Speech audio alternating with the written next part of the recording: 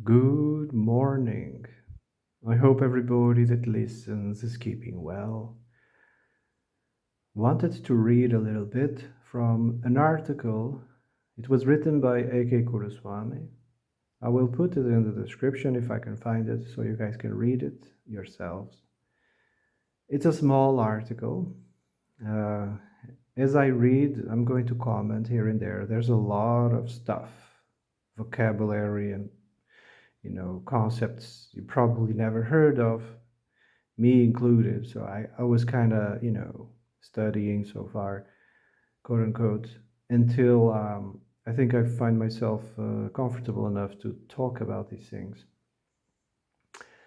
Now, the text goes, Verily, there is no other transmigrant but the Lord, startling as it may appear at first sight, for it denies the reincarnation of individual essences.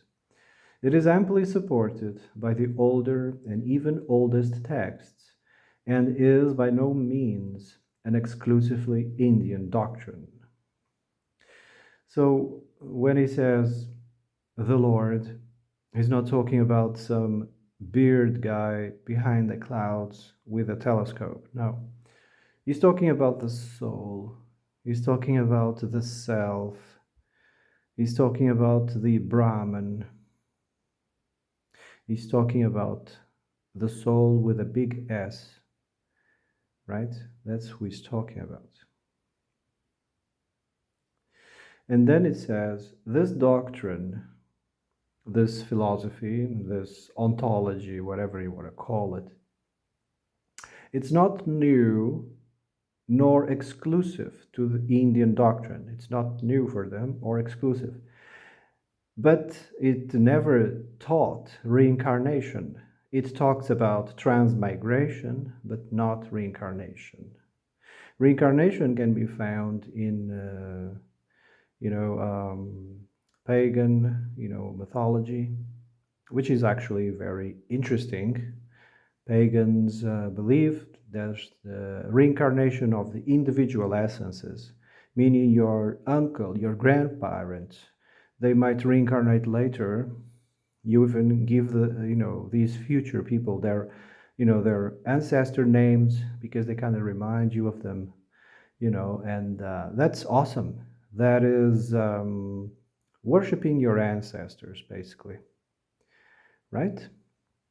Now, if someone comes along and says, I have memories from past lives and stuff like that, I don't deny that because, there's possibility that you might have. There's a lot of mystery so far. As I understand, transmigration doesn't teach as well that you keep your memories, right? Upon the separation, the breakup of the relationship between the body and the soul, everything that body memorized stays with the body. It doesn't go with the soul. That's what they more or less teach. The only thing is wisdom. Wisdom is kept. Wisdom is kept, not empirical knowledge. All right. When you are in the presence of someone and they are quite, not intelligent, meaning they don't have lots of empirical memory, they don't have lots of facts behind, but there's a certain wisdom about them. And you're thinking to yourself, this is an old soul, right? They don't jump to conclusions. There's this wisdom about them, and that's what the soul is wisdom, and that's the only thing that is passed from body to body, from life to life. All right. I think people might come across and say they remember past lives. It could be machinations of the mind, You could be making all that seem true in your head. I don't know. Maybe you dreamed about it, and now you think it's memory from a past life. There's a lot, that we don't know about the mind, the brain. Yeah. Like Carl Jung used to say, there's only one thing to study. One thing to study and one thing left to study is the human mind, right? And nobody's interested in it at all because it requires looking in a mirror. It requires accountability, and most people don't want that. All right, let's continue. For it is not an individual soul that Plato means when he says, the soul of man is immortal, and at one time comes to an end, which is called dying away, and at another is born again, but never perishes, and having been born many times, has acquired the knowledge of all and everything. So, Plato, I mean, he didn't come up with this, okay? A lot attributed to Plato is actually way, way more ancient. Some even say Plato wasn't a person at all. Anyway, believe what you want. But he's just recycling its own take on this information, on this philosophy. All right. Um, where was I? Plotinus means when he says, there is really nothing strange in that reduction to one, though it may be asked, how can there be only one, the same in many, entering into all, but never itself divided up? So Plotinus also gives his opinion about the one. I mean, my opinion, for instance, there's nothing wrong with unification. There's nothing wrong with reunification or reunification under a concept, an ontology, an idea. There's nothing wrong with it as long as it doesn't become pathological, right? We always have to use facts, logic, and wisdom. Yeah. Ethics. We also always have to use ethics, facts, logic, and reason. It's like Thomas Sowell usually says, is there proof of it? Okay, if there's proof of it, at what cost? We have to use wisdom, even though it's true, at what cost? You're not going to run with it like a crazy person and then pay huge price. You have to be very wise about these things. Hermes, who says that he does all these things, is one, and speaks of him as a bodiless and having many bodies, or rather present in all bodies. He's talking about the soul. The soul is everywhere, yet you can't find the soul in the body. It's rather the body that's inside the soul. What do you mean by that? The soul is all around us. Yes, and the medium in which the soul walks about is water. Water is one of those elements that can be found in many forms: liquid, solid, vapor, and gel. Water can be found in these four states, and there's probably more that we don't know of. Water is the medium. Like the Pythagoreans used to say, water is essential for life, and it's the medium in which the one, the absolute, goes about from body to body. The consubstantiality between water, matter, and the soul gives birth to life. And that's the triangle, the isosceles triangle of the Pythagoreans. The Lord, of whom Shankaracharya speaks of course, the supreme and solar self, the Atman, the Brahma, the Indra, of all beings overlord, of all beings king, whose omniformity is timeless and whose omnipresence enables us to understand that he must be omniscient. Death, the person in the sun, Indra, and the breath of life.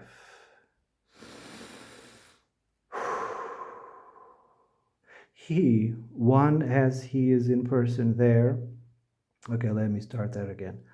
One as he is person there, and many as he is in his children here, and at whose departure we die, the solar self of all that is in motion or at rest, our immortal self, the inner controller, other than whom there is no seer, hearer, thinker, or knower.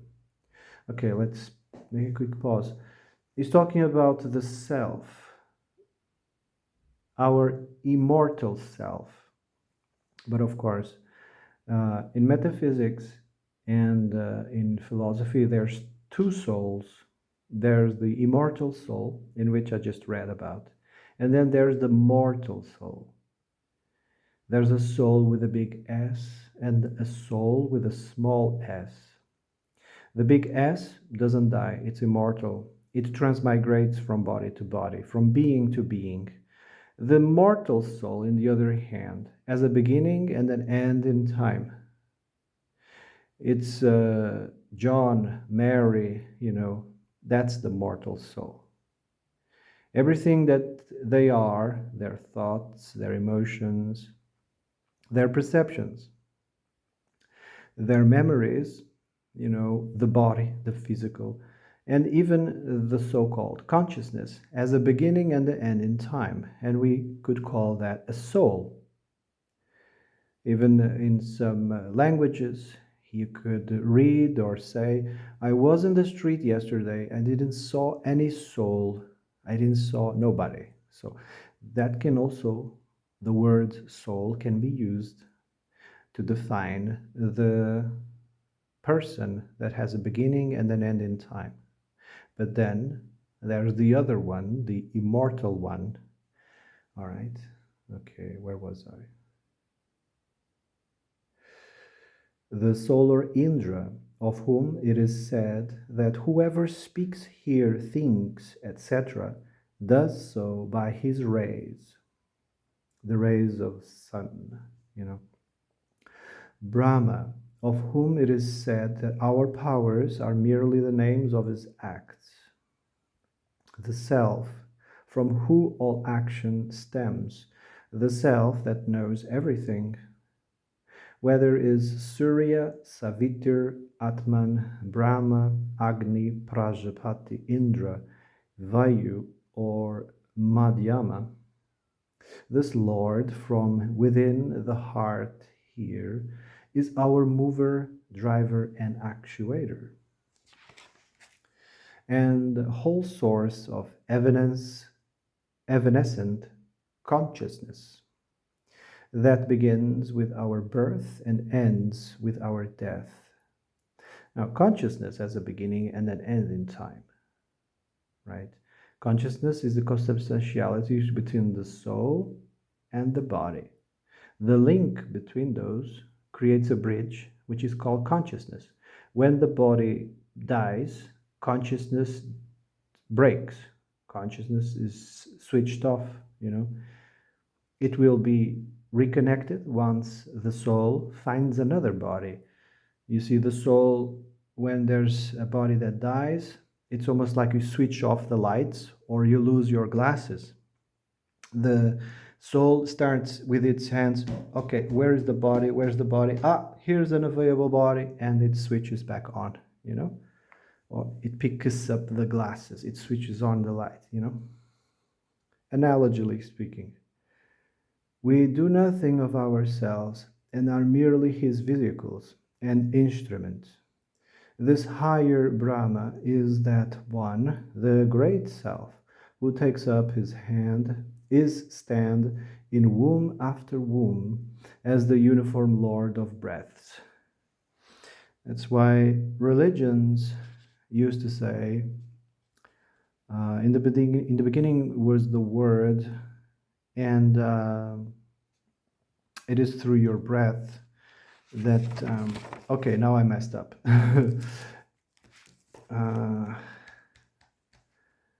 Yeah, I messed up. I completely messed up. It was about breathing meditation that I was going to, but I'm not well good at that so far.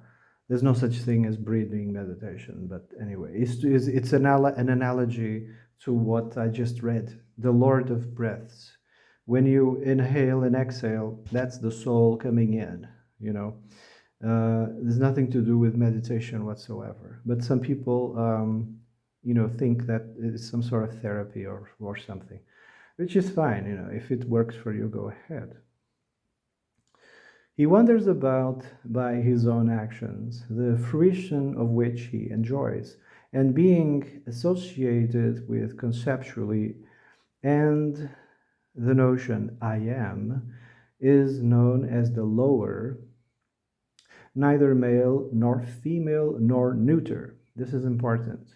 In this philosophy, there's no male nor female or nothing else in between. It's just the soul. Whatever body he assumes therewith, he is connected through the delusions of concept, touch, and sight. There is birth and growth of the self by the reign of food and drink. The embodied self assumes functional forms in their stations in regular order, and because of conjunction with the qualities, both his own and of action, he seems to be another. This transmigrating Lord of Breaths is the breath, the most excellent Brahma Prajapati, he who divides himself five and manifold to support and sustain the body, to awaken his children, to feel these worlds in plural, okay, so there's more than one world, remaining nevertheless undivided in things divided. To him, as Prajapati, it is said, this thou thyself, that art counterborn to thee all thy children, bring tribute, O breath. By this Prajapati, this body of ours is set up in possession of consciousness. He, as its driver, passing on from body to body, unovercome by the bright and dark fruit of his acts, or rather those acts of which he, as our inner man, is the actuator, the spectator, rather than the doer. You see, he is the spectator. So forget heaven or hell, forget karma. He's just a spectator. Whatever happens in this world stays in this world. All right? There's no judgment after death or karma that your family is going to pay in the future. Nothing. I don't see anything, and neither did this philosophy, ontology, whatever you want to call it, saw it as well. This Prajapati is likewise the divine breath, who, whether or not transmigrating, is neither injured nor distressed, and whom all beings serve. You see, this being is untouchable, is unassailable, is just, going for the ride. So, whatever evil is going on in the world, that tries to attack this logos, this divine self, this Lord, whatever evil is conjured, will never attain the self. It will never attain it. They try torturing people. They try coming up with mandatory, treatments to attack the body, thinking that they are attacking the logos, the soul. They can't attack it. They're just damaging the physical, the persona non grata. Where was I?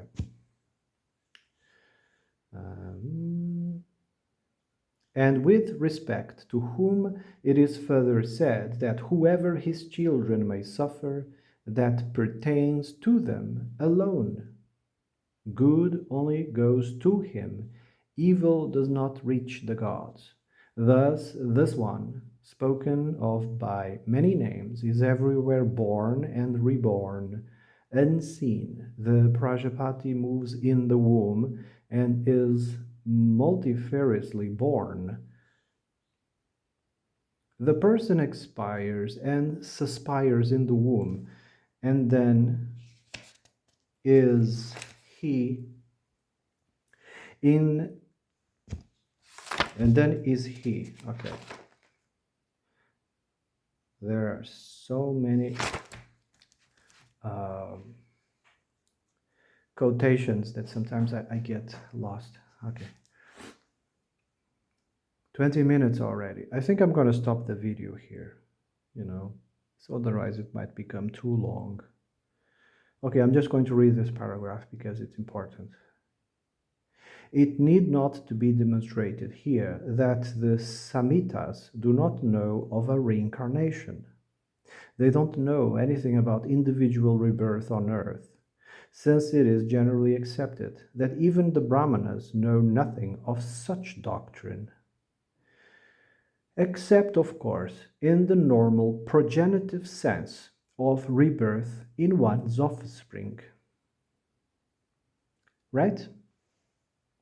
I always thought to myself, reincarnation, yeah, I think it's a thing, but for that to happen, you have to have children, right? Reincarnation is 100% connected to reproduction,